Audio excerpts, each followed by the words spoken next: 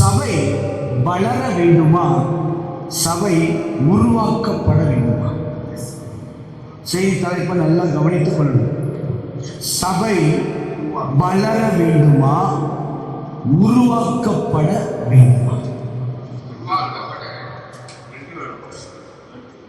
சரி சரி சொல்லுங்க. நம்ம ஏன் அந்த பக்கம் போயிட்டு இந்த பக்கம் போயிட்டு மாட்டிக்கணும்? மொத்தமா சொல்லுவோம், வளரணும் பெருகணும். இப்ப எல்லாருக்கும் என்ன ஆசைனா, நம்ம பிரச்சனை என்ன தெரியுங்களா? என் சபை வளரணும். உண்மைதான், வளரணும் கர்த்தர் விரும்புறார். தேவன் வளர்ச்சியை தர விரும்புறார். தேவன் வளர்ச்சியை தர ரொம்ப பிரியமா இருக்கிறார். நமக்கு பிரியமானவனுக்கு கர்த்தர் செய்யறாருன்னா, சும்மாவே பாஸ்டர்ஸ் மீட்டிங்ல நிறுத்துறதா? இதுல நிறுத்துற வளரணும்னு விரும்புறாருன்னு சொல்லுங்களேன். கர்த்தர் ரொம்ப நேசிக்கிற, விரும்பணும், வளர்ச்சி அடையணும், பெருகணும், எண்ணிக்கை பெருகணும். என்னுடைய பிள்ளைகள், என்னுடைய சபை, கர்த்தர் சபை மேல பிரியமா இருக்கிறதுனால வளரணும்னு விரும்புறார். ஆனா அது எப்படி இருக்குன்றத நம்ம ரொம்ப யோசிக்கணும். இன்னைக்கு பிரச்சனை என்ன? ஏன் என் சபை வளரலை? ஏன் என் சபையை நான் நல்லா ஜெபிக்கிறேன், உபவாசம் பண்ணுறேன், தேவ சமூகத்தில் காத்திருக்கிறேன், சண்டே ஆராதனை நடத்துகிறேன், எல்லாம் செய்கிறேன், எல்லாம் நடத்துகிறேன். ஆனாலும் நான் எதிர்பார்த்த அளவு, நான் விரும்பின அளவு சபை என்ன செய்யறேன்னா வளர. நீ அப்போஸ்தலர் 9ஆம் அதிகாரம் 31வது வசனத்தை நீங்கள் வாசித்து பாருங்கள். அப்போஸ்தலர் 9வது அதிகாரம் 31வது வசனம். அப்பொழுது யூதேயா, கலிலேயா, சமாரியா நாடுகளெங்கிலும் சபைகள் சமாதானம் பெற்று பக்தி விருத்தி அடைந்து கர்த்தருக்கு பயப்படுகிற பயத்தோடும்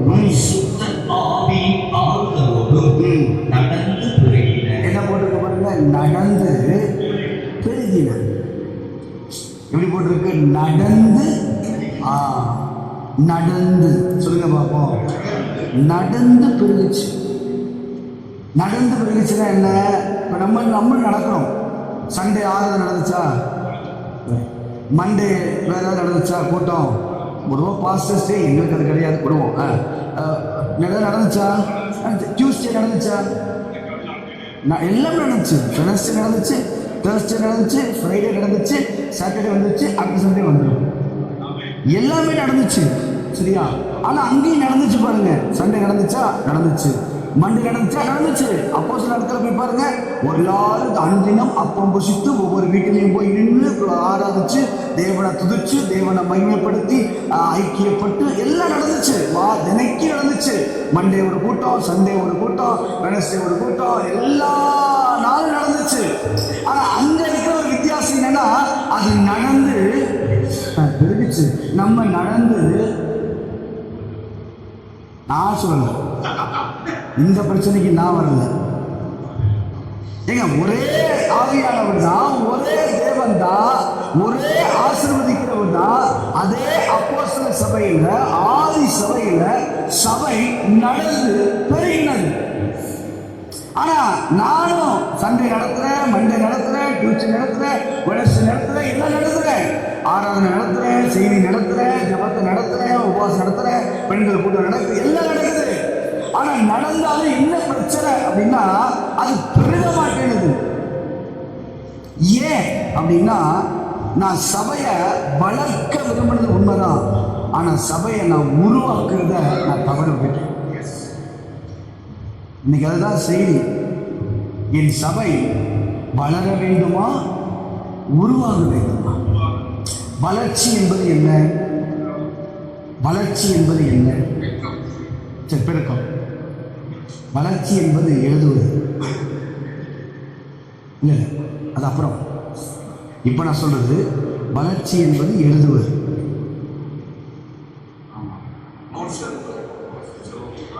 ஓ, அப்படி சொல்லணுமோ? இங்கிலீஷ்ல பேசினா புரியுமோ?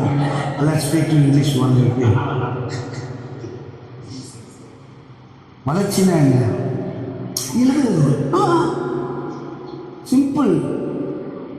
வளர்ச்சினா என்ன?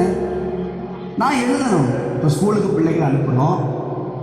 ஸ்கூலுக்கு எந்த பிள்ளைகளாவது அனுப்பும்போது நோட்டெல்லாம் எடுத்துகிட்டு போகாதப்பா. புக் எதுக்கு, நோட் எதுக்கு? ஃபீஸ் கட்டுறது நான், சாப்பாடு கொடுக்கறது நான்.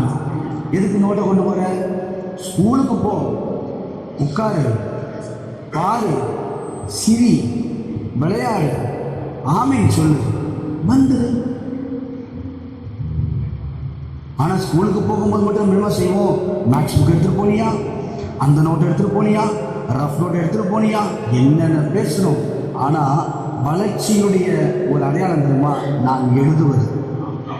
இங்கே இருக்க நிறைய பேர் வளராத காரணம் எழுதவில்லை. புரிந்தவர்களுக்கு சோத்திரம். ஹலோ, எழுதுனா வாய் திறக்கும், எழுதுனா வழி பிறக்கும். எழுதுவது ஒரு சிறந்த ஒரு அனுபவம். எழுத எழுத எழுத எழுத எழுத கர்த்தர் நம்ம கண்களை திறந்துக்கிட்டே இருப்பார். வளர்ச்சி என்பது என்ன அப்படின்னா, ஏற்கனவே ஒன்று இருப்பதை பெருக்கப்படுத்துவது தான் வளர்ச்சி. ஏற்கனவே இருந்த ஒரு காரியத்தை மல்டிப்ளிகேஷன் பெருக பண்ண ஒரு திட்டம் திட்டுவது, முயற்சி எடுப்பது, சரீர பிரயாசங்கள் படுவது, இதெல்லாம் செய்வதற்கு பேர் தான் வளர்ச்சி. உருவாக்குதல் அப்படின்னா என்ன அப்படின்னா, கிறிஸ்துவின் சாயல் தரிக்கப்படுவது தான் உருவாக்கப்படுவது. நான் சொல்ல புரியுதா உங்களுக்கு? நல்லா கவனிங்க. ஒரு சபை அளவில் பெரியதாய் இருப்பதை விட சபை வசனத்தில் ஆழமாய் இருப்பது ரொம்ப முக்கியம்.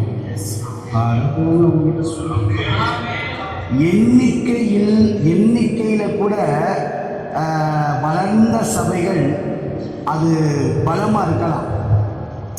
ஆனா தரத்துல ஒரு சபை வளரணும்னா அந்த சபையில பலன் இருக்கு. ஒரு சபையினுடைய தரம் என்பது எதை வச்சு எழுதப்படும்? ஒரு கட்டிடத்தை வைத்தல்ல, அங்க இருக்கிற ஃபெசிலிட்டியை வச்சல்ல, ஜனங்களுடைய வாழ்க்கை தான் அந்த சபையினுடைய தரம். அப்ப சபை ஒரு குவாலிட்டியா இருக்குது, ஒரு தரமா இருக்கு அப்படின்னா வளர்ந்துருக்குன்னு சொன்னா 100,000 பேர் கொண்ட சபைகள், நல்லா கவனிங்க, அது பலவீனமா இருக்க வாய்ப்பு இருக்கு. 100 பேர் வச்சிருந்தாலும் வசனத்துல உருவாக்கப்பட்டிருந்தா அந்த சபை தரத்துல மேலோங்கி நிற்குது. அப்ப என் சபை வாசம் மாற்ற போறீங்களா? அது பிரச்சனை. நல்லா கவனிங்க, ஒரு சபை வளருவதை விட உருவாக்கப்படுவது ரொம்ப முக்கியம்.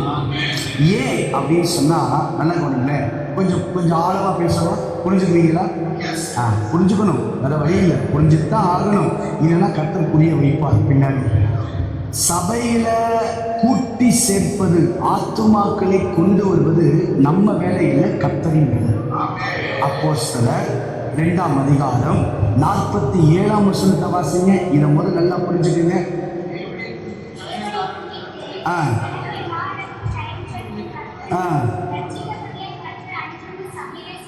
யார் சேர்த்தாரு? கர்த்தர் என்ன பண்ணாரு? ரட்சிக்கப்படுகிறவர்களை கர்த்தர் அனுதினமும் சபையிலே சேர்த்து. யாரு சேர்த்தா? பாஸ்டர் இல்ல, கர்த்தர் ஒரு சபையில் ஆத்துமாக்களை கொண்டு வந்து சேர்க்கிறார். சபைக்குள்ள ஆத்துமாக்களை கொண்டு வருவது கர்த்தர். ஆனா கொண்டு வரும்போது அவர் என்ன எதிர்பார்க்கிறாருன்னா, நான் கொண்டு வரவங்களை உருவாக்குகிற தன்மை அவருக்கு இருக்கான்னு கர்த்தர் பார்க்கிறார். என் சபை வளரல பாஸ்டர் நல்லா கவனிங்க. நான் ஒரு பிள்ளைய ஸ்கூல்ல சேர்க்க போறேன்னா, நான் கட்டுற ஃபீஸுக்கான உருவாக்கம் அந்த ஸ்கூல்ல என் பிள்ளைய உருவாக்கணும். ஒரு டியூஷன்ல கொண்டு போய் நான் விடுறேன்னா, அந்த டியூஷன்ல நான் விடும்போது நான் கவனிப்பேன், என்ன மார்க்கு போன தடவை மேக்ஸ்ல எவ்வளோ வாங்கியிருக்கான்? 50 வாங்கியிருக்கான்.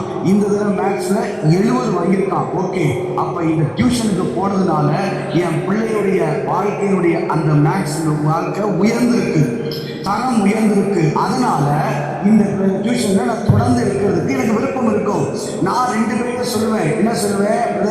என் பையன் 50 மார்க் தான் எடுத்தான், இப்போ இந்த டியூஷனுக்கு போனா, ஆனா நீங்க இங்க உங்க பிள்ளைய அனுப்புங்க. என் பிள்ளைய அனுப்பும் போது உங்க பிள்ளை நல்லா படிக்கும். அவங்க சேர்க்கல, நான் என்ன சொல்ல ஆரம்பிப்பேன்? உள்ள வாங்கன்னு சொல்லுவேன். அப்படிதான் உங்களுக்கு சொல்றது.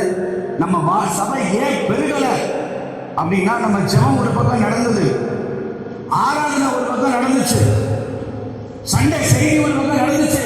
அதான் நடக்கான்னு சொல்லல, எல்லாம் நடந்துச்சு. மண்டே நடந்துச்சு, சண்டே நடந்துச்சு, எல்லா நாளும் நடந்துச்சு. ரிசல்ட் என்ன அப்படின்னா, கர்த்தர் எதை பார்க்கிறார்? ஏன் சபையில கர்த்தர் கொண்டு வந்து உள்ள விடமாட்டேன்றார். நல்ல கவனிங்க, என் பாட்டினால ஒரு கூட்டத்தை இழுக்க முடியாது. அப்படியே இழுத்தாலும் அது நினைச்சு நிற்காது. என்ன பண்ணாலும் நீங்க நம்ம என்ன தந்திரங்கள் மந்திரங்கள் அல்லது எந்திரங்கள் அதை என்ன பண்ணாலும் சரி, சபைக்குள்ள ஆத்துமாக்களை கொண்டு வந்து விடுறவரும் அவர் தான், நிலைச்சிருக்கிற பண்ணுகிறவரும் அவர் தான். ஏன்னா சபையின் சொந்தக்காரர் யார் தெரியுமா? அவரு. ஆனா அவர் வச்சாதை நம்ம என்ன பண்ண விரும்புறாருன்னா, நான் ஆண்டவர் கொடுத்த பொறுப்பு என்ன தெரியுமா? அதே வாசிங்க பாவம் மத்தேயுல 28ஆம் அதிகாரம் 19ஆம் வசனத்தை வாசிச்சு பாருங்க. அந்த வேதம் என்ன சொல்லுது பாருங்க. ஆகையால் நீங்கள் புறப்பட்டு போய் சகல ஜாதிகளையும் சீஷராக்கி. என்ன சொல்லப்படுது? சீஷராக்கி. அப்போ உருவாக்குற பொறுப்பு தான் நம்மளோடது. நம்ம சேர்க்கிற நம்ம பிரச்சனை என்னன்னா, சேர்க்கிறதுலயே நம்ம கவனம் இருக்கு. சபை வளரணும், சபை வளரணும், வடக்கிலிருந்து கிழக்கிலிருந்து தெற்கிலிருந்து மேற்கிலிருந்து இன்னும் இருக்கிற எல்லா இடக்கிலிருந்து, அடுத்த சபையிலிருந்து இந்த சபையிலிருந்து, அந்த கூட்டத்திலிருந்து இந்த கூட்டத்திலிருந்து சொன்ன புரிந்தவர்களுக்கு சோத்திரம். ஏங்க நம்ம மக்களை கொண்டு வர முடியாது. பாஸ்டர் நல்லா புரிஞ்சுக்கீங்க, நம்ம சபைக்குள்ள மக்களை கொண்டு வந்து வைக்க முடியாது. கர்த்தர் தான் சபையில ஜனங்களை கொண்டு வந்து சேர்க்க முடியும். அல்லேலூயா. அதை சேர்ப்பதற்கு தங்கணும்னா அந்த ஜனங்களை உருவாக்குகிற அந்த கெப்பாசிட்டி நமக்குள்ள இருக்கு. எந்த நபருக்கு மக்களை உருவாக்கணும் என்கிற அனுபவம் விருப்பம் இருக்கோ அந்த சபையில என் தகப்பன் ஆடுகளை கொண்டு வந்து சேர்க்க வல்லமை. ஏன்னா அவருக்கு தெரியும் இந்த டியூஷன் சென்டருக்கு போனா இவன் நல்ல மார்க் வாங்குவான், இந்த இடத்துக்கு போனா இவன் உருவாகுவான், இந்த இடத்துக்கு போனா இவன் தரம் நல்ல மாறும், பாவத்திலிருந்து விடுதலை ஆவான், சாபத்திலிருந்து விடுதலை ஆவான், இந்த இடத்துல இவனை கொண்டு வந்து வச்சோம்னா இவன் வாழ்க்கை நல்லா இருக்கும்ன்றது கர்த்தருக்கு தெரியும். ஆனா அதே கர்த்தருக்கு தெரியும், இந்த இடத்துல கொண்டு வந்தா இவன் கொள்ளடிச்சு போயிட்டுவான், இந்த இடத்துல கொண்டு வந்தா காசு வாங்க இவன் பிடிக்க விட்டுருவான், இந்த இடத்துல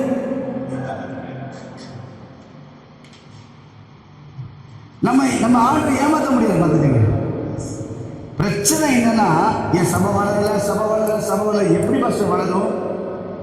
சபை வளர்றதுக்கு நான் கர்த்தர் கொண்டு வந்து சேர்ப்பார். ஆனா என் மேல எனக்கு கொடுத்ததை நான் உருவாக்குவதில் எவ்வளவு கவனம் உள்ளவனா இருக்கிறேன். எனக்கு கொடுத்தது கொஞ்சமா இருக்கலாம், அதை பத்தி கவலை இல்லை. நான் மீண்டும் சொல்றேன், 1000 பேர் வந்து உருவாகல அப்படின்னா அது சும்மா இருக்குன்னா அது ஆலயம் கிடையாது. 100 பேர் வந்து உருவானாலும் அதுதான் ஆலயம். நான் சொல்றேன், உங்க கையில் 50 பேர் இருக்கலாம், 100 பேர் இருக்கலாம், எவ்வளவு பேர் இருக்காது எனக்கு தெரியாது. அத்தனை பேரையும் உருவாக்க முயற்சித்தால் அந்த சபையை கர்த்தர் நம்பி நாட்கள்ல வளர பெருகப்படலாம். நான் என் சபை மக்களை எந்த அளவு நான் உருவாக்குறதுல நான் கவனம் செலுத்துறேன். நான் உருவாக்கும் போது நல்லா சரியா நல்ல கவனி. ஒரு 3 கருத்து சொல்றேன், வேகமா எழுதி கொள்ளுங்க. ஏன் வளர்ச்சியை விரும்புகிறோம்? ஏன் உருவாக்கத்தை விரும்புறது இல்லை?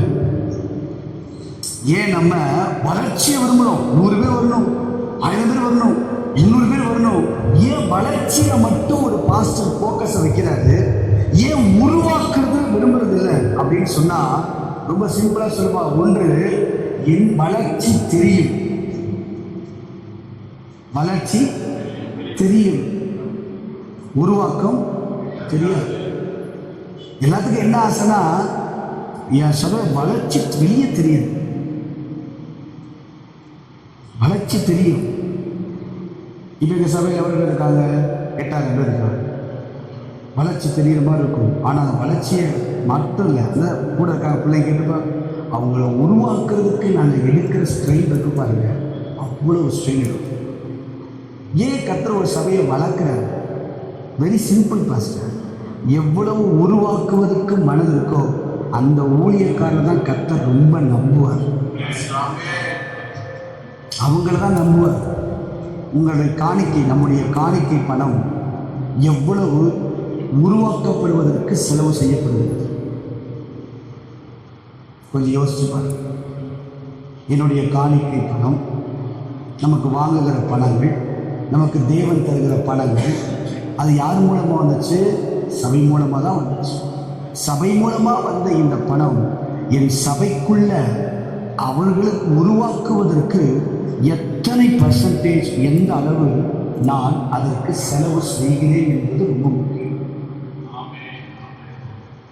இது யோசிச்சு பாருங்க. இன்னைக்கு நம்ம என்ன நினைக்கிறோம்னா, வரணும் வடக்கில் தெற்கில் ஃபஸ்ட்டு சபையில் மீண்டும் மீண்டும் சொல்கிறேன், இந்த செய்தி கொஞ்சம் கஷ்டமாக தான் இருக்கும். ஏன்னா வளர்ச்சியை தருவார், இன்றைக்கு கர்த்தர் உங்களை பெருக பண்ணுவார், ஆயிரங்களை கர்த்தர் சபையில் நிரப்ப போகிறார், எல்லாரும் ஆவி நிரம்பி கைகளை தட்டி நிரம்புகள்னு சொல்லிட்டு போகிறது மேட்ரு இல்லை.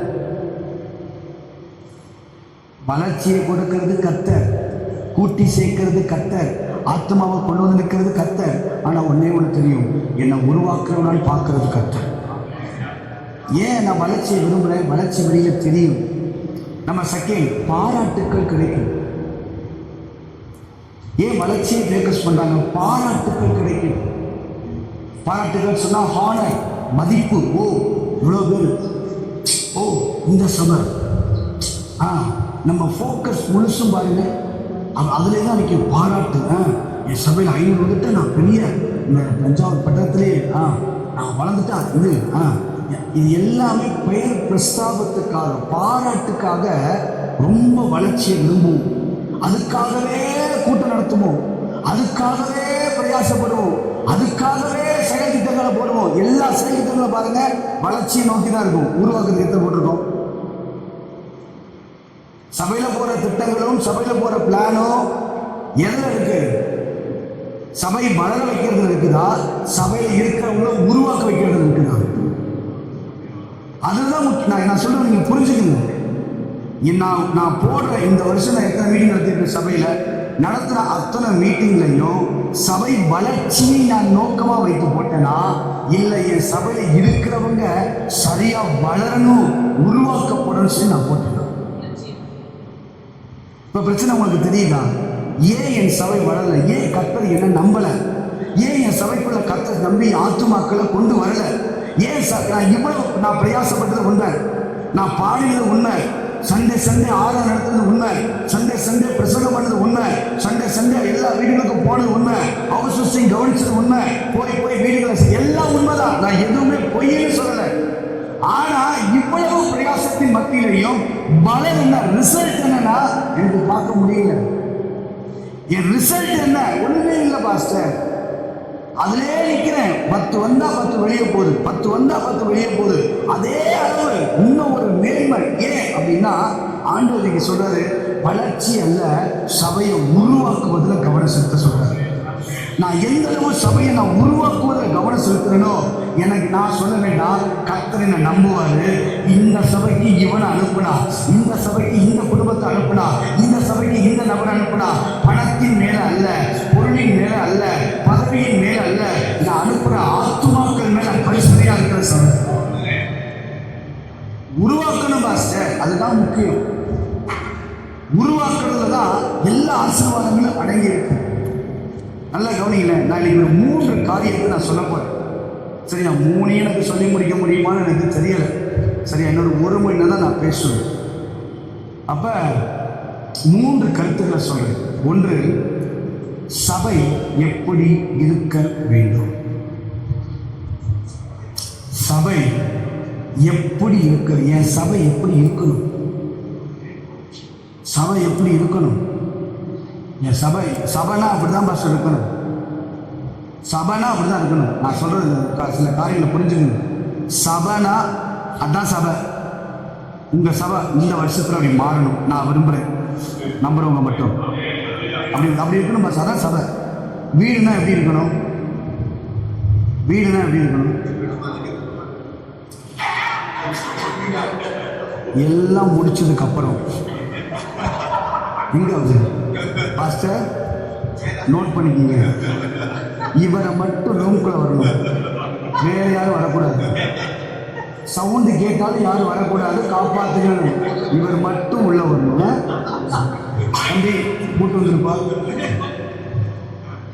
என்ன இருங்க வச்சுக்கிறேன். நான் நோட் பண்றேன். 3வது பாயிண்ட், வீடு எப்படி இருக்குன்னா வீடு வீடாக இருக்கணும். வாழ்த்துக்கள். அவங்க கவனிங்க, இப்போ வீடுனா அது சுத்தமாக இருக்கணும் இல்லையா? சுத்தமாக இருக்கணும், அதான் ஒரு நல்ல வீடு. ஒரு வீட்டில் இருக்க ஒரு பெண்ணு அந்த வீட்டுடைய அமைப்பை வச்சு ஒரு பெண்ணு எந்த அளவு ஒரு நல்ல வீட்டை நிர்ணயிக்கிறாங்கன்னு கண்டுபிடிச்ச நம்ப முடியுமா? காலை வச்சோன்னா பச்சைக்குன்னு ஒட்டுதுன்னா நமக்கு தெரியும் அந்த வீட்டம்மா எவ்வளோ ரொம்ப சுத்தமானவங்க. அந்த கிச்சனை எட்டி பார்த்தோன்னா அவ்வளோ பாத்திரம் அப்படியே கிடக்கும், பெரிய பருவதமே அப்படி இருக்கும். அதை பார்த்தோம் நமக்கு தெரியும் எவ்வளவு. அப்போ நமக்கு தெரியும் என்ன தெரியும்னா, ஒரு வீடுனா அந்த வீட்டுடைய சுத்தத்தை வச்சு ஒரு ஆள் என்ன செய்ய முடியும், கணிக்க முடியும். அதே மாதிரி தான் நான் சொல்றேன், ஒரு சபைனா இப்படி இருக்கணும், சபைக்குள்ள இப்படி நடக்கணும், சபை இப்படி செயல்படணும். இப்படி செயல்பட்டால் அதுதான் சபை. நம்பர் 2, ரெண்டாவது என்ன சொல்ல போறேன் அப்படின்னா, சபை எப்படி உருவாக்கப்பட வேண்டும். சபையை உருவாக்கணும். நான் வளர்ச்சியை பற்றி பேசலை. ஏன் நான் வளர்ச்சியை பற்றி பேசலைன்னா, வளர்ச்சியை தருகிறவர் கர்த்தர், ஆத்துமாக்களை தருகிறவர் கர்த்தர், கூட்டி சேர்க்கிறவர் கர்த்தர். என்னை நம்புனா லட்டு இருக்கிற இடத்துக்கு எறும்ப வான்னு சொல்ல வேணாம். என்னை கர்த்தர் நம்புனா ஜனங்களை கர்த்தர் சபையில் கொண்டு வந்து சேர்ப்பான். நான் சரியாக இருந்தேன்னா நான் எதையுமே செய்ய தேவையில்லை, அழுவ தேவையில்லை, ஆத்மாக்க புலவ தேவையில்லை, எதுவும் தேவையில்லை. நான் என்னை சரி செய்து கொண்டால், நாம் நம்மளை சரி பண்ணி கொண்டால், நம்ம ஒரு இனிப்பு பண்டமாக மாறினா கர்த்தர் ஆத்துமாக்களை கொண்டு வந்து சேர்க்க வல்லமை உள்ளது. மூன்றாவது என்ன சொல்ல போறேன் அப்படின்னா, அதற்கு நான் என்ன செய்ய வேண்டும். 1, சபை எப்படி இருக்கணும், சபைனா அப்படிதான் இருக்கணும். 2, சபை எப்படி உருவாக வேண்டும். 3, அதற்கு நான் என்ன செய்யணும். நான் என்ன செய்யணும், நான் ஏதாவது செய்யணும்ல, என்கிட்ட அதை எதிர்பார்க்கிறார்ல. இந்த 3 கருத்துக்களையும் இந்த காலை நேரத்தில் பேச கர்த்தர் கிருபை தருவார். கரங்களை உயர்த்தி அறையில சொல்ல பார்ப்போம். நம்பர் 1, சபை எப்படி இருக்க வேண்டும். நம்பர் 1, சபை எப்படி இருக்க வேண்டும். 1, பரலோகத்தின் தூதரகமாக இருக்க வேண்டும். எம்பசி ஆஃப் ஹெவன், பரலோகத்தின் தூதரகம். சொல்லுங்க பார்ப்போம். தூதரகம். 2 கொரிந்தியர் 5ஆம் அதிகாரம் 20வது வசனத்தை வாசிக்க கேட்கலாம். 2 கொரிந்தியர் 5ஆம் அதிகாரம் 20வது வசனம்.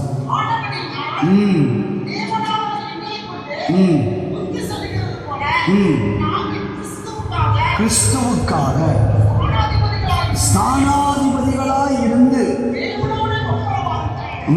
கிறிஸ்துவுக்காக ஸ்தானாதிபதிகளாக இருந்து ஒரு சபை எப்படி இருக்கணும் அப்படின்னு சொன்னா, பரலோகத்தின் தூதரகமா இருக்கணும். எத்தனை பேருக்கு தூதரகம்னா என்னன்னு தெரியும்? கை உயர்த்துங்க பார்ப்போம். கை உயர்த்துறீங்க அப்ப நான் கேட்டுருவேன். எம்பசி, தூதரகம். அதாவது இந்த கவர்மெண்ட்ல சில தூதரகம் வச்சிருப்பாங்க. இந்த தூதருடைய வேலை என்ன அப்படின்னா, அந்த நாட்டுடைய எல்லாவற்றையும் எடுத்துட்டு போய் இன்னொரு நாட்டில் உட்கார்ந்துட்டு பேசுவாங்க. எங்கள் நாடு இப்படிப்பட்டது, எங்கள் நாடு இந்த மாதிரி மகத்துவம் உள்ளது, தனித்துவம் நிறைந்தது, சமாதானத்துக்கு எதுவாக பேசுவாங்க, போர்கள் வராமல் பாதுகாத்து போவாங்க, தொழில் விருத்தி அடைவதற்கு பேசுவாங்க. ஒரு பயங்கரமான செயலாக்கங்கள் நடக்கிற ஒரு பிளேஸாக இருக்கும். இன்னும் சொல்லப்போனால் பரலோகத்தின் ஒரு ஆஃபீஸ்னு வச்சுக்கோங்களேன், நீங்கள் புரியுற மாதிரி. ஒரு சபை எப்படி இருக்கும் தெரியுமா? பரலோகத்தின் தூதரகமாக செயல்பட்டுக்கிட்டே இருக்கும். நம்ம சபை இப்படி இருக்கான்னு யோசிங்க. என் சபைக்குள்ள நான் வந்து உட்கார்ந்துட்டா பரலோகத்தில் தூதர்கள் அது ஏணி வைக்கப்பட்டிருக்கணும். அந்த ஏணியில் தூதர்கள் ஏறுகிறதும் இறங்குகிறதும் ஒர்க்கு நடக்கிறதுக்கிட்டே இருக்கணும். புரியுதா புரியலையா? பரலோகம் எப்படி இருக்கணும்? சபை எப்படி இருக்கணும்? ஒரு எம்பசியாக இருக்கணும். அப்படின்னா என்ன அர்த்தம்? என்ன நடந்தாலும் இங்கே சொல்லாமல் அங்கே கட்டளை வரக்கூடாது. ஐயோ, அதையே சொல்ல மாட்டீங்களோ? இப்படிலாம் நீங்கள் இருந்தீங்கன்னா ஆமீன் சூத்திரம் போட்டு சீக்கிரம் பேட்டரை முடிச்சுட்டு போயிடலாம். வசனத்தை கேட்கறதுக்கு விருப்பம் இருந்தால் தானே பேச முடியும். விருப்பம் இல்லாதவங்கள்ட்ட போய் பேசி நம்ம நேரத்தில் இருக்கணும். ஒரு முறை ஒரு பிரசங்கியாளர் ஒரு பெரிய கூட்டத்துக்கு அழைக்கப்பட்டிருந்தார். 3 நாள் கன்வென்ஷன் மீட்டிங். சரியா? அந்த மீட்டிங்க்கு அந்த பிரசங்கியாளர் வந்துட்டு நின்னாராம் ஸ்டேஜில். நின்ன உடனே பாட்டல் பாடினாங்க. நம்ம டேனி தான் பாடினார். எல்லாம் ஆறாலெல்லாம் முடிச்சு எந்திரம்லாம் கேட்காதீங்க, சொல்கிறத மட்டும் கேட்டுக்கீங்க. உடனே நம்ம மைண்டு எந்த இடம் அப்படின்னா போகும். அந்த இடத்துக்கு வந்தோடனே அந்த பிரசங்கியாளர் வந்து நின்று சொன்னாராம், இன்றைக்கு நான் பண்ண வந்த பிரசங்கம் உங்களுக்கு தெரியுமா தெரியாதா அப்படின்னு கேட்டாராம். நீங்களும் என்ன சொல்லியிருப்பீங்க? பொதுவாக தெரியாதா? சொன்னாதான் தெரியும், அதுதான் தெரியும். உடனே டக்குன்னு அவர் சொல்லலாம், கர்த்தருக்கு ஸ்தோத்திரம் அல்லேலூயா அப்படின்ட்டு அது சொல்லுவாங்கள்ல, நீ பார்த்து இல்லையோ அல்லேலூயா அப்படி சொல்லிட்டு சொன்னா, தெரியாத ஒன்றை பிரசங்கித்து உங்கள் நேரத்தை வீணடிக்க நான் விரும்பவில்லை. காலங்கள் கர்த்தருடைய கரத்தில் இருக்கிறது. ஆகவே நீங்கள் வீட்டுக்கு சென்று ஜெபித்து தேவனை துதித்து சந்தோஷமா இருங்கள். கண்களை மூடி ஜெபிப்போம் அல்லேலூயா அப்படின்னு முடிச்சாங்க. 2வது நாள் கன்வென்ஷன் வந்துச்சு. அதே மாதிரி பாடிச்சு, அதே மாதிரி ஆராதனை, அதே மாதிரி கூட்டம், அதே பிரசங்கியாளர் மேடைக்கு வந்தார். மீண்டும் அதே கேள்வி கேட்டார். என்ன கேட்டாரு? இன்றைக்கு நான் பண்ண வந்த பிரசங்கம் உங்களுக்கு, நீங்கள் என்ன சொல்லிப்பீங்க? நேற்று தான் என்ன சொன்னோம்? தெரியாதுன்னு சொன்னதுக்கு விவரமா எஸ்கேப் ஆயிட்டாரு. இன்னைக்கு என்ன சொல்லுவோம்? தெரியும் சொல்லுவோம். தெரியும்னு சொன்னாங்களாம். உடனே அவர் சொன்னாராம், கரங்களை வீழ்த்தி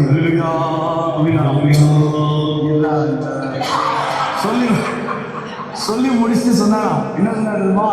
தெரிந்த ஒரு காரியத்தை நான் பிரசங்கிக்க வேண்டியதில்லை. ஏன்னா நேரம் கர்த்தருடைய கருத்தில் இருக்குது. ஆகவே வீட்டுக்கு செல்லுங்கள், ஜெபியுங்கள், துதியுங்கள், ஆமென் அல்லேலூயா அப்படின்னு கடந்து போய்விட்டார். 3வது நாள் வந்தது. இந்த தடவை மக்கள் எல்லாம் பிளான் பண்ணிட்டாங்க, இவரை பிரசங்கிக்க பண்ண விடாம அனுப்பக்கூடாது. 2 ஆப்ஷன், பொம்பளை எல்லாம் தெரியும்னு சொல்லு, ஆம்பளை எல்லாம் தெரியாதுன்னு சொல்லு. ஒன்று தெரிஞ்சவங்களுக்கு பேசணும், இல்லை தெரியாதவங்களுக்கு. முடிவு பண்ணியாச்சு. இப்போ 3வது நாள் பாட்டு பாடுது, 6வது சாங்க எல்லாம் பண்ணாங்க. இதே ஆள் உண்டாரு அல்லையா அப்படின்னாரு. எல்லாம் ரெடியாக இருந்தாங்க. இன்றைக்கு நான் பண்ண வந்த பிரசங்கம் தெரியுமா தெரியாதா? உடனே டக்குன்னுலாம் சொன்னாங்க, எங்களுக்கு தெரியும். ஆண்கள்லாம். பெண்கள் சொன்னாங்க, எங்களுக்கெல்லாம் தெரியாது அப்படின்னா.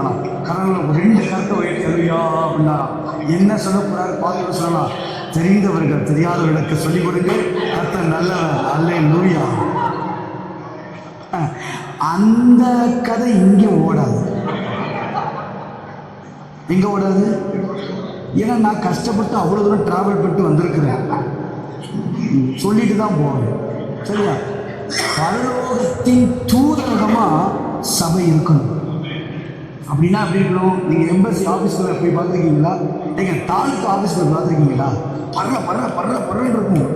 அவன் அங்கே போவான், அங்கே போவான், அது போவான், இது போவான். கலெக்டர் ஆஃபீஸ் பார்த்தீங்கன்னா அங்கேருந்து இங்கேருந்து அங்கே.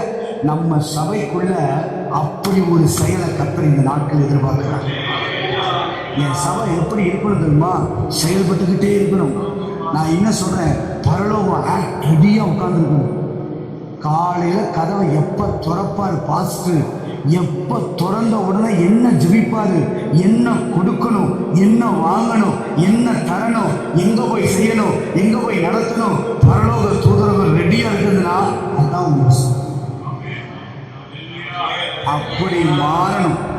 நம்பர் 2 என்ன சுருக்கமாக வேகமாக சொல்லிட்டு. நம்பர் 2, ஆவிக்குரிய மருத்துவமனையாக இருக்கணும். Spiritual hospital. மார்க் 2ஆம் அதிகாரம் 17வது வசனம். மார்க் 2:17.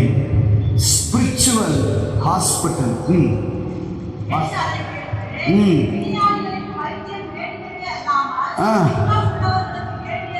அப்போனா எப்படி இருக்குன்னா, ஒரு சர்ச், உங்கள் சபை எப்படி இருக்குன்னு தெரியுமா? ஒரு ஸ்பிரிச்சுவல் ஹாஸ்பிட்டலாக இருக்கணும். புரியுதா புரியலையா? ஹாஸ்பிட்டலில் நோய் கண்டுபிடிக்கிறாங்களா? சபையிலையும் நோய் கண்டுபிடிக்கணும். ஹாஸ்பிட்டலில் மெடிசன் கொடுக்குறாங்களா? சர்ச்சிலையும் மெடிசன் கொடுக்கணும். ஹாஸ்பிட்டலில் சிகிச்சை பண்ணுறாங்களா? சர்ச்சிலையும் ஆப்ரேஷன் பண்ணணும். அதுக்காக கத்தி எடுத்துகிட்டு போயிடாதீங்க. நான் சொல்கிற ஆப்ஷன் ஆவிக்குரிய ஆப்ரேஷன்.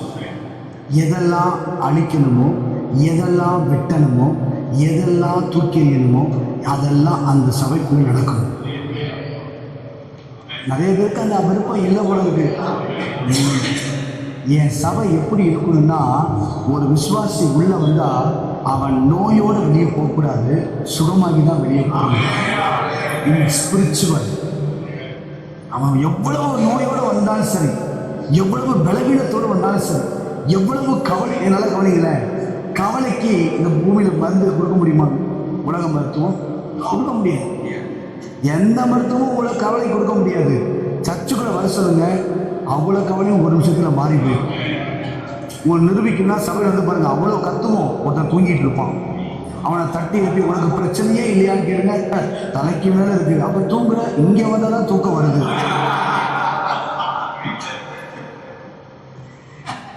இப்போ யோசிச்சு பாருங்க, நான் கத்துவோம், கத்துவோம், சால்ட்டாக இருப்போம். அதான் அதே தான் தட்டி நம்ம பார்க்கும்போது மனசு கஷ்டமாகும். இவ்வளவு கத்துறோம், இவ்வளவு புலம்புறோம், தட்டி எழுப்பி ஏன் உங்களுக்கு பிரச்சனையே இல்லையான்னு கேளுங்க. அவசரம் தலைக்கு மேலே வெள்ளம் ஓடுது அப்படின்னா இதுக்கு மேலே கத்தி என்ன, தொண்டைக்கு மேலே ஏதோ பழமொழி வர, கத்தி இருக்கு, அது இருக்கு, இது இருக்கு, தூங்குறீங்க. வீட்டில் இருந்தால் தூங்க முடியல பிறகு சர்ச்சுக்கு வந்தா கரெக்டாக தூங்குவேன். அதில் ஒரு கிருவை தெரியுமா, என் ஆத்துமாவேன்னு சொல்லும்போது விழிப்பு வரும். நான் என்னென்னமோ பார்த்துட்டேன். அந்த ப்ரேயர் டைம் நான் செய்தி கொடுத்து முடிச்சுட்டு சரி நம்ம ஜெபிப்போமா, அவன் டக்குன்னு ஜெபிப்பாப்புல. அந்த நேரத்தில் நீங்கள் கேட்டு பாருங்க, அர்ப்பணிக்கவும் செய்வாப்புல. நீங்கள் உங்கள் சபைகளில் பார்த்தது இல்லையோ, அனுபவித்துக் கொண்டு இருக்கிறீர்களா? நம்ம சபை எப்படி இருக்கும் தெரியுமா? வேகமாக போகுது. ஸ்பிரிச்சுவல் ஹாஸ்பிட்டல் சொல்லுங்க. ஏன் சர்ச்சு ஸ்பிரிச்சுவல் ஹாஸ்பிட்டலாக இருக்கணும். ஒருத்தரை கூட பலவீனத்தோடு விடக்கூடாது, ஒருத்தரை கூட கவலையோடு வெளியே போகக்கூடாது. நம்ம சபைக்குள்ள உள்ள வந்துட்டா அவன் வெளியே போகும்போது அவ்வளவு கியூர் ஆகி வெளியே போகும்போது சொன்னோம், கர்த்தர் என் பரிகாரி, கர்த்தர் என் பரிகாரி, கர்த்தர் என் தேவன், கர்த்தர் என் ஆறுதல், கர்த்தர் என் பலன், கர்த்தருடைய நம்பிக்கை சொல்லக்கூடிய அளவுக்கு மாற்றணும். அதான் சபை, அதான் சபை. வருவோம், வேகமாக சொல்றேன். மூணாவது ஸ்பிரிச்சுவல் ட்ரைனிங் கிரவுண்ட். எபேசியர் 6ஆம் அதிகாரம் 11வது வசனம். ஒரு சபை எப்படி இருக்கணும் தெரியுமா? ஆவிக்குரிய பயிற்சி மையமா இருக்கணும். நீங்கள் பிசாசின் தந்திரங்களோடு எதிர்த்து நிற்க திராணி உள்ளவர்களாகும்படி தேவனுடைய சர்வாயுத வர்க்கத்தையும் தரித்துக் கொள்ளுங்கள். அப்படி இருக்கணும், அப்படி இருக்கணும். ட்ரைனிங் கொடுக்கணும், பயிற்சி மையமா இருக்கணும் சபை. அவனுக்கு எந்த பிரச்சனை வந்தாலும் அவனை எதிர்த்து நிற்க அவனை பலப்படுத்தணும், ட்ரைனிங் பண்ணணும். நல்லா கவனிங்களேன். நான் நேற்று இரவு ஒரு இடத்துல நான் செய்தி கொடுத்தேன். நிழலில் வளர்க்கப்படும் மனிதர்கள். இதுதான் செய்தி தலைப்பு. நிழலில் வளர்க்கப்படும் மனிதர்கள். இதுதான் சண்டை கொடுத்தேன். என்ன சொன்னேன் அப்படின்னா, கர்த்தர் சிலரை தன்னுடைய மறைவுக்குள்ள அவர் வச்சிருப்பார். நம்ம நினைக்கிறோம், ஏன் என்ன கர்த்தர் மறைச்சிருக்கிறாரு, ஏன் என்ன கர்த்தர் ஹைட் பண்ணியிருக்கிறாரு நினைக்கிறோம். ஆனால் உங்களுக்கு தெரியுமா, சில நேரங்களில் நம்மளை பயிற்றுவிப்பதற்காக கர்த்தர் மறைச்சு வச்சிருப்பார். ஏன்னா தாவீதை மறைச்சு வச்ச போது அவனுக்கு பயிற்சி, அவனை ஒதுக்கணும். குடும்பம் நினைச்சிச்சு நான் ஒதுக்கிட்டேன், சமுதாயம் நினைச்சிச்சு நான் ஒதுக்கிட்டேன், சத்துரு நினைச்சிருக்கலாம் இவன் அவ்வளவுதான், இவன் எழும்ப முடியாது, எல்லாரும் நினைச்சிருக்கலாம். ஆனா கர்த்தருக்கு மட்டும்தான் தெரியும், அவனை நான் மறைச்சு வச்சது மங்க பண்ணுவதற்கல்ல, மகிமையாய் பற்றி எரிய பண்ணுவதற்கு. ஒரு நாள் வந்தது, சிங்கம் வந்துச்சு, பயிற்சி கொடுத்தார். கரடி வந்தது, பயிற்சி கொடுத்தார். அடுத்து எல்லாரும் பயந்திருக்கும் போது கோலியாத் வந்து நிற்கிறான். தேசமே கலங்கின இடத்துல அவன் எழும்பி சொல்றான், சிங்கத்தின் கைக்கு தப்புவித்தவர், கரடியின் கைக்கு தப்புவித்தவர், என்னை மறைச்சு வைத்தவர் இன்னைக்கு இந்த கோலியாத்தையும் வெள்ளக்கு வச்சிருவார். உங்களுக்கு சில நேரங்கள்ல அந்த சபை பயிற்சி மையமா இருக்கணும். நான் உருவாக்க சொல்லிட்டு நம்ம சபையில் வர மக்களை உருவாக்கணும். ட்ரைனிங் சென்டரா இருக்கணும் சபை. அவன் உள்ளுக்குள்ள சர்ச்சுக்குள்ள வந்தாலும் அவனை பலப்படுத்தணும். யுத்தத்தை அவனே ஆளுகை செய்யறதுக்கு கற்றுக் கொடுக்கணும். சிங்கத்தோட யுத்தம் பண்றதுக்கு கற்றுக் கொடுக்கணும், கரடியோடு வருவதற்கு கற்றுக் கொடுக்கணும், பெலிஸ்தீன வந்தா கற்றுக் கொடுக்கணும். நம்மளே யுத்தம் பண்ணிட்டு இருக்கக்கூடாது, நம்மளே அவனுக்காக பரிந்து பேசக்கூடாது. அவனை ஜெபிக்க வைக்கணும், அவனை தேவ சமூகத்தில் நிற்க வைக்கணும், பயிற்சி படுத்தணும். ஒரு சபை மக்களை பயிற்றுவிக்கும் போது அந்த சபை வளரும். நீங்க ட்ரைனிங் கொடுத்து பாருங்க. என்னைக்காவது உங்க சபையில நேரு முழங்கால போட்டு எல்லாரையும் ஒரு நாள் 5 நிமிஷம் நிக்க வைங்க பார்ப்போம். எங்க யூத் மீட்டிங் நடந்துச்சு, நாங்கள் ஒரு தொடர்ந்து நடத்திட்டு இருக்கோம் நைட் ப்ரேயர் கொஞ்ச நாளா. அவன் நடத்தும் போது நான் சொல்லுவேன், எங்கள் பிள்ளைங்க ப்ராக்டிஸ் பண்ணுறோம், எப்படி தெரியுமா? கையை உயர்த்தி ஜெபிக்கணும். கையை உயர்த்தி எவ்வளோ நேரம் அவனால் முடியும், எவ்வளோ நேரம் முடியுமோ உயர்த்தி. நேர் முழங்கால தம்பி, எவ்வளோ நேரம் முடியுமோ நேர் முழங்காலம் இல்லை. ட்ரை பண்ணி பாரு. ஒருத்தெல்லாம் 15 நிமிஷம் போட்டான், அவனுக்கெல்லாம் பயங்கரமாக கை கட்டி பரிசு கொடுத்தோம். சரீர பலத்தால் மட்டுமல்ல, ஏதோ ஒரு விதத்திலேயாவது அவனை பயிற்றுவிக்கிற சபை அது தேவன் நம்புகிற சபையா இருக்கும். அந்த சபையை கர்த்தர் வளர்ப்பார். அவங்க சபை எப்படி இருக்கணும் தெரியுமா? பயிற்றுவிக்கணும், ட்ரைனிங் சென்டரா இருக்கும். நம்பர் 4 சரியா? அக்கினி பரிமாறும் நிலையமா இருக்கணும். Fire transaction centre. 2 தீமோத்தேயு 1ஆம் அதிகாரம் 6ஆம் வசனம், லூக்கா 12ஆம் அதிகாரம் 41ஆம் வசனம். ஃபயர் டிரான்சாக்ஷன் சென்டர், அக்கினி பரிமாறும் இடமாய் இருக்கணும். ஒரு சபை எப்படி இருக்கணும் சொல்லுங்க பார்ப்போம். அக்கினி என்ன செய்யணும்? பரிமாறும். நம்ம காசை பரிமாற பார்ப்போம். இப்பெல்லாம் ஜிபே, ஸ்கேனர், சர்ச்சையே வச்சாச்சு. இன்னைக்கு பரிமாற்றங்கள் அங்கே வேற மாதிரி போயிட்டு இருக்குது. ஆனால் இன்னைக்கு சபைக்குள்ள ஒரு மனுஷன் வந்தானா அந்த மனுஷனுக்குள்ள என்ன தெரியுமா டிரான்சாக்ஷன் நடக்கணும்? அக்கினி பரிமாற்றப்படும். அதான் சபை. சபைனா அப்படி இருக்கணும். சபைக்குள்ள சண்டே வந்தா ஒருத்தர் கூட வெளியே போகும்போது சோர்ந்து போகக்கூடாது. நீ நல்லா கவனிங்க பாஸ்டர். சர்ச்சுக்குள்ள வரும்போது பார்க்குற முகத்தை விட சர்ச்சை விட்டு வெளியே போகும்போது ஒவ்வொருத்தர் முகத்தையும் நீங்க பார்க்கணும். அந்த முகத்துல ஒரு நம்பிக்கை, அந்த முகத்துல ஒரு சந்தோஷம், அந்த முகத்துல ஒரு பெரிய ஆனந்தம், அந்த முகத்துல ஒரு பெரிய காரியத்தை, ஒரு மாற்றத்தை நீங்க பார்க்கணும். நீங்க பார்க்குறீங்களான்னு யோசிங்க. உங்க சபைக்குள்ள இருக்கா? இல்லை எப்பவும் போல ஆராதிச்சு, எப்பவும் போல ஜெபத்தை முடிச்சு, எப்பவும் போல காணிக்க வச்சுட்டு போங்கன்னு சொல்கிறோமா? இல்லை வீட்டில் உட்காந்து பார்க்கும்போது அவன் சர்ச்சை விட்டு வெளியே நடக்கும்போது அவன் முகத்தை பாருங்க, அவன் பாட்டை முணுமுணுத்துக்கிட்டே போகணும், வசனத்தை சொல்லிக்கிட்டே போகணும். இதுதான் ஒரு டிரான்சாக்ஷன், ஃபயர் டிரான்சாக்ஷன். ஒரு அக்கினி பரிமாற்றப்படும் இடம்தான் சபை. இன்னைக்கு உங்கள் சபை அப்படி மாறணும். அப்படி மாறணும்னா இந்த பலிபீடம் எரியணும். உங்களுக்கு புரிய மாதிரி பேர் இந்த மாதிரி செய்ய நீங்கள் கேட்டு பழக சார். யாராவது சாலமோன்னு பலிபீடத்தை செய்ய சொன்னார். பிரசங்க பீடம் செய்ப்பா, நான் பேச போகிறேன். முதல் பைபிள் பிரசங்க பீடம் செய். ஓகே செய்கிறேன். எந்த பிரசங்க பீடத்தை செய்யுது? அளவு சொல்லுங்க. அளவா? என்ன அளவு தெரியுமா? பலிபீடத்தின் அளவு என்னவோ அதுதான் அந்த பிரசங்க பீடத்தின் அளவு. செஞ்ச போது அவனுக்கு புரியல. ஆனால் சாலமோனுக்கு மட்டும் தான் தெரிஞ்சிச்சு, இதுவும் இது பிரசங்க பீடம் அல்ல, இது பலிபீடம். இந்த பலிபீடத்தில் ஒரு ஊழியர் ஸ்டேஜில் நிற்கும் போதெல்லாம் தன்னை எரிய செய்வாரானால், தன்னை தேவனுக்கு அர்ப்பணிப்பாரானால், இந்த இடத்துல எழும்புகிற அக்கினி சபைக்குள்ள ஒவ்வொருவருக்குள்ளும் பாய்ச்சல். இது சாம்பலா இருந்துச்சு, இது விறகு இல்லாம இருந்துச்சு, இது எண்ணெய் இல்லாம இருந்துச்சு, இது அந்நிய அக்கினியில இருந்துச்சுன்னா உள்ளுக்குள்ள ஃபயர் இருக்காது.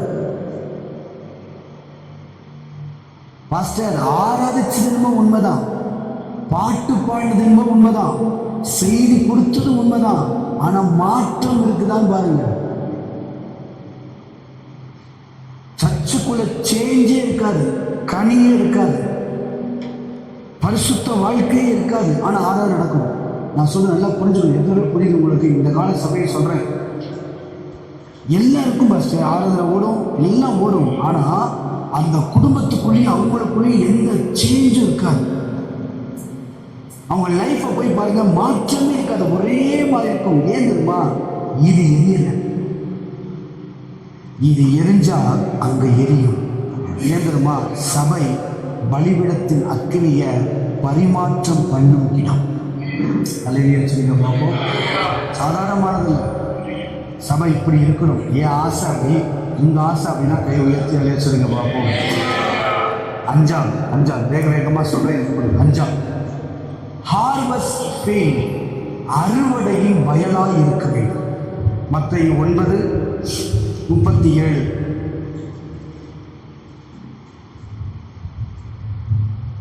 மத்தேயு 9:37.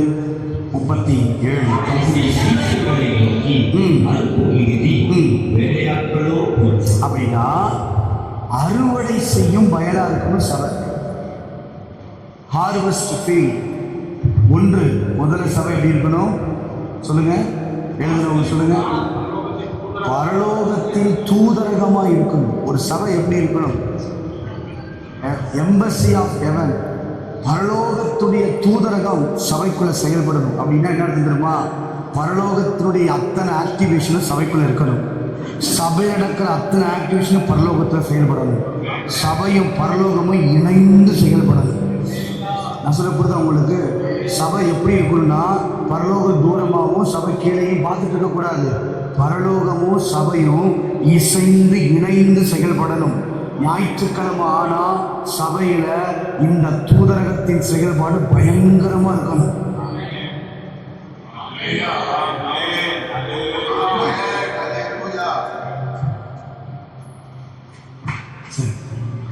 அப்படியே இணைஞ்சிருக்கணும்.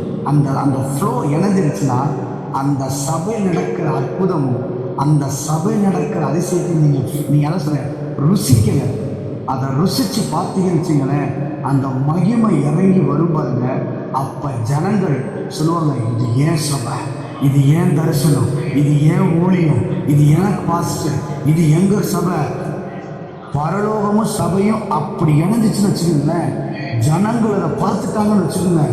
என் சபைக்குள்ள பரலோகத்துடைய செயல் இருக்குன்னு கண்டுபிடிச்சிட்டாங்கன்னா ஜனங்கள் சபையை விட்டு வெளியே போக மாட்டாங்க. சபைக்கு விட ஆசீர்வாதம் அப்படி நிற்கும். அதை ருசிக்க உங்களுக்கு தெரியல. நம்பர் 2, 2வது ஸ்பிரிச்சுவல் ஹாஸ்பிட்டல். ஒரு சபை எப்படி இருக்கணும் தெரியுமா? ஆவிக்குரிய மருத்துவமனையா இருக்கணும். அறுவை சிகிச்சை நடந்தே தீரணும். சண்டே ஆனால் சிலருக்கு ஆபரேஷன் நடக்கணும். உங்க சபை நடக்குதான்னு செக் பண்ணுங்க. சண்டே ஆபரேஷன் நடக்கணும். நடக்குதான்னு யோசிங்க.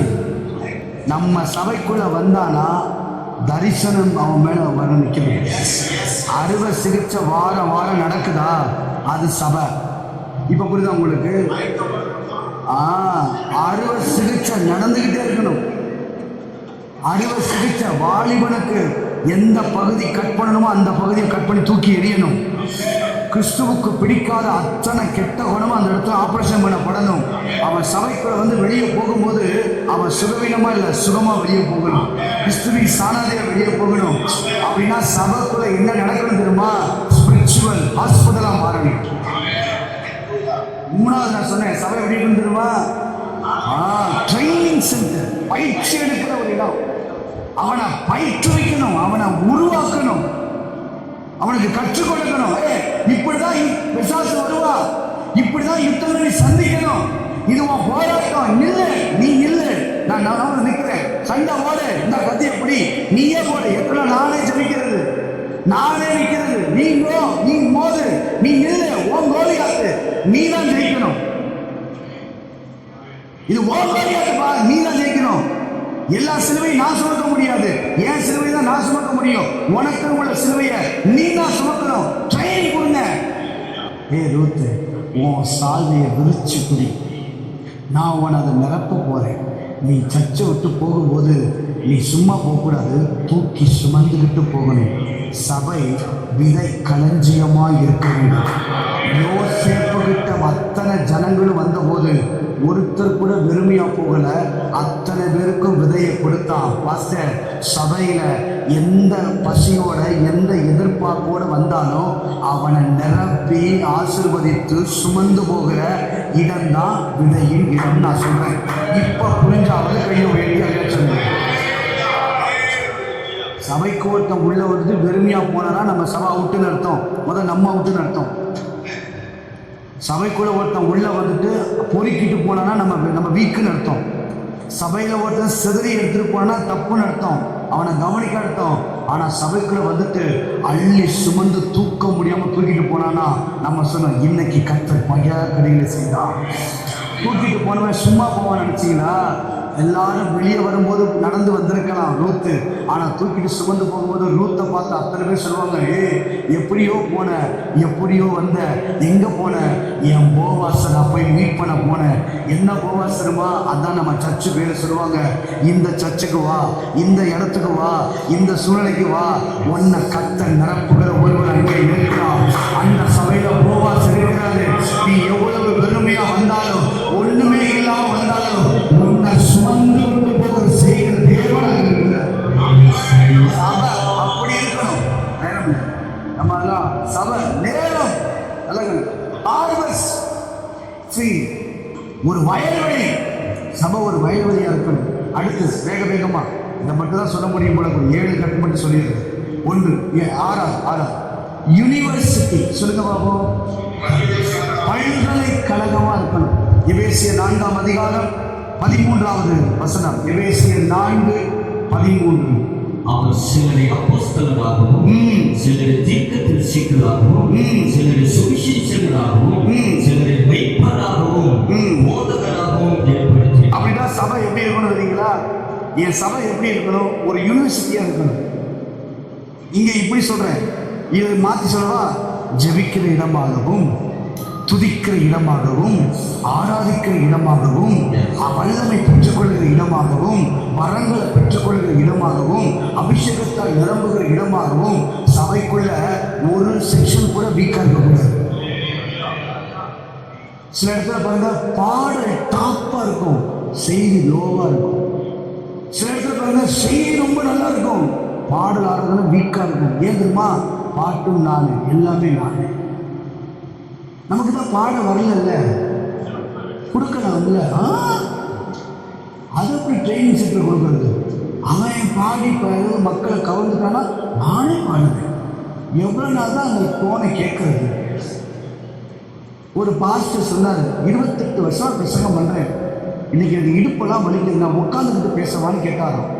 உடனே மக்கள் சொன்னாலும், 28 வருஷமா உங்க முகத்தை பார்த்து உட்கார்ந்தே கேட்டேன், இன்னைக்கு கூட நான் படுத்துக்கிட்டு கேட்கவான்.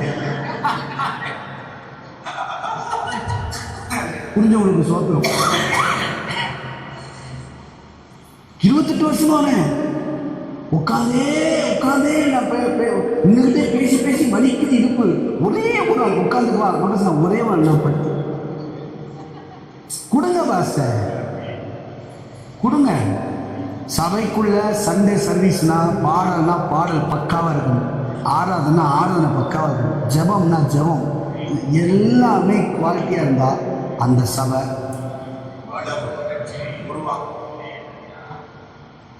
வளரும். சரி, 7 சீக்கிரம் முடிக்கணும். 7 செதுக்கும் பட்டறையா இருக்கணும். ரோமர் 8:29. 7 காரியம் பந்த கொண்டு வந்தேன், 7 மட்டும் சொல்றேன். சரி, நல்லா நீங்க எழுதி கொடுங்க. 8:29 நல்லா கவனிங்க. செதுக்கும் பட்டறை அப்படின்னா நல்லா கவனிங்க, நிறைய வசனங்கள் இருக்கு, நான் ஒன்று மட்டும் தான் சொல்லியிருக்கேன்.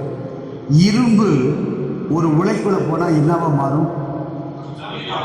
மாறிடும், அது உருவம் மாறிடும், எல்லாம் மாறிடும். களிமண் குயவன் கீழே போனால் என்னவா மாறிடும்? தங்கத்தை உலைக்குள்ள போட்டால் என்னவா மாறிடும்? அது மாதிரி சபைக்குள்ள ஒரு மனுஷன் வந்தா அவன் பழைய மனுஷனா இருக்கக்கூடாது, கிறிஸ்துவின் சாயலாம் மாறிடும். அவனை செதுக்கிறது அது சபை அப்படி இருக்கணும். நம்ம உங்கள் சபை இனிமேல் எப்படி இருக்கணும்னா, வந்த விதமாக இருக்கக்கூடாது. சிம்பிளாக எத்தனை பேர் கற்றுக்க ஆசை கை வைத்துன்னு பார்ப்போம்.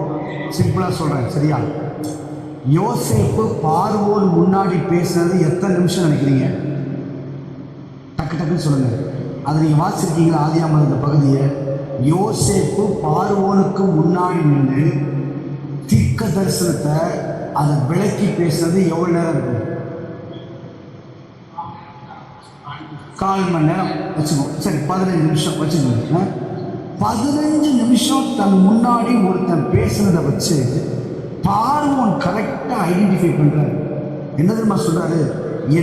என் தேசம் ரட்சிக்கப்படுவதற்கு தேவனால் அனுப்பப்பட்ட மனுஷன். நல்ல கவனியம். 15 மினிட்ஸ்ல ஒரு பார்வோனுக்கு தெரியுது தன் தேசத்தை ரட்சிக்க காக்க வந்தவன் இவன் தான் சொல்லி. 15 வருஷம் ஆயிடுச்சு விசுவாசி வந்து. அந்த விசுவாசியை என்னவா மாத்தணும் என்ன நமக்கு தெரியும்? சவுண்ட் வராதுல்ல? இதுல பார்வோன் கிரேட்டா நம்ம கிரேட்டா? அதையும் சொல்றீங்க பாருங்க. என்ன சொல்றீங்க? 15 வருஷம் 15 நிமிஷத்துல பார்வோன் கவனிச்சுட்டே இருக்கிறான். யோசேப்பு பேச பேச இவன் தான் தேவ ஆவரண நிரப்பப்பட்ட மனுஷன், இவன் கையில கொடுத்தாதான் என் தேசம். உடனே தெரியல பாருங்க. உடனே சொல்றான், இந்த மோதிரத்தை கட்டியாச்சு, இந்த போட்டாச்சு, சிங்காசத்துல மட்டும் மேல இருப்பேன், எல்லாம் மேல எல்லாம் டேக் பண்ணு, டக்கு டக்குன்னு ஆக்சிடென்ட், டக்கு டக்குன்னு எலும்பு, டக்கு டக்குன்னு உடனே உடனே உடனே. நம்ம சபைக்கு வந்த விசுவாசிய இத்தனை ஆண்டுகள் ஆயிடுச்சு பல பேர். ஆனா அவங்கள கர்த்தர் நம்ம கையில கொடுத்ததுக்கான நோக்கம் நமக்கு தெரியல. அவங்கள ஒரு ஆளை சர்ச்சுக்குள்ள ஒரு தேவன் தராருன்னா அந்த மனுஷனை கொண்டு கர்த்தர் ஏதோ ஒரு திட்டம் வச்சிருப்பாரு. ஒவ்வொரு சபை விசுவாசியும் கர்த்தர் நமக்கு தராருன்னா அவங்கள கொண்டு கர்த்தர் பெரிய கிரியை செய்ய வல்லமை உள்ளவர். உங்க சபையில இல்லையா? நம்ம வந்து கர்த்தர் வந்து அடிபட்டார் அல்லையா அதுக்கும் சொல்லும். சும்மாவே அல்லையா சொல்லும். நீங்க சாதனைக்காதீங்க. அதெல்லாம் தேவன் நம்ம கொடுத்த கிஃப்ட். ஏன் தெரியுமா? இந்த அலையில சொன்னா மத்தியில உட்கார வச்சு பாருங்க. 10 அலையில வச்சுன்னா 5 தூக்கில் கையை. ஏங்க ஒன்னுத்துக்கும் பிரயோஜனப்படுறா கூட கர்த்தர் ஒரு சபையில தராருன்னா அவனை கொண்டு கர்த்தர் ஏதோ அங்க ஒண்ணு வச்சிருக்கிறாரு. இன்னைக்கு நீங்க சொல்ல முடியுமா? என் சபையில என்னை நம்பி கொடுத்த அத்தனை ஆத்துமாக்கள் மேலேயும் எனக்கு ஒரு நோக்கம் இருக்குன்னு சொல்ல முடியுமா? நான் கண்டுபிடிச்சிட்டேன்னு சொல்ல முடியுமா? நான் இவர் எனக்கு கொடுத்திருக்காரு, இவர் இதுக்கு தான், இவர் எனக்கு கொடுத்திருக்காரு இதுக்கு தான். சிலரை கற்றுக் கொடுத்திருக்காரு ஊழியம் செய்ய, சில ஊழியத்துக்கு துணையா இருக்க, சில ஊழியத்துக்கு உதவியா இருக்க, சில ஊதியத்துல ஜெபிக்க. அவன் ஒன்றும் செய்ய மாட்டான், ஆனா எனக்காக ஜெபம் பண்ணுவான். ஒன்றும் செய்ய மாட்டான், உண்மையா இருப்பான். அவனை கண்டுபிடிக்கிறதுக்கு பாருங்களேன். அதான் ஒரு சபை செதுக்கும் பட்டறையா இருக்கும். இப்படி சபை மாறுச்சுன்னா நான் சொல்றேன், சபைக்காக ஆத்துமாக்களை தாரும் நேரணும் ஆட்டோமேட்டிக்கா கத்துக்க. அல்லையா சொல்லுங்க பாப்போம். இதுக்கு நான் என்ன செய்யணும்? 2வது பாயிண்ட் ஸ்கிப் பண்ணிட்டு போறேன். இதுக்கு நான் என்ன செய்ய வேண்டும்? அது சொல்லி ஷார்ட்டா முடிக்க போறேன். இதுக்கு நான் என்ன செய்ய சொல்லுங்க. இதுக்கு நான் என்ன செய்யணும்? என் சபை ஒரு வளர்ச்சி, என் சபை ஒரு உருவாக்கம், என் சபை ஒரு மேன்மை, என் சபை ஒரு பெருக்கம் அது வரணும்னா நான் என்ன செய்யணும்? ரொம்ப சிம்பிளாக சொல்கிறேன். 3 P சொல்கிறேன். 1 prayer, number 2 practice, number 3 plan. Number 1 prayer, number 2 practice, number 3 plan. ஜெபியுங்கள், செயல்படுங்கள், திட்டமிடுங்கள், சபை வளரும்.